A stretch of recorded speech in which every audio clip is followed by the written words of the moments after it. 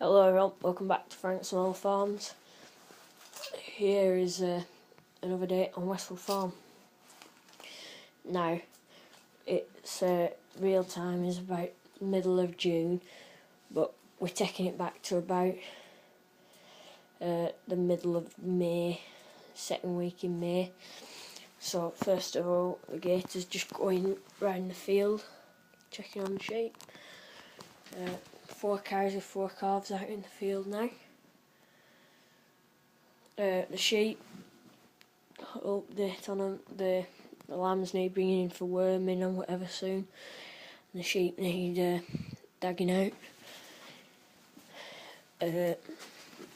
Over here, the New Holland is just bringing the last load of muck out to spread.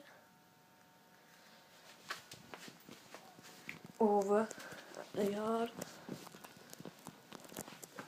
the bobcat's just parked up in the yard.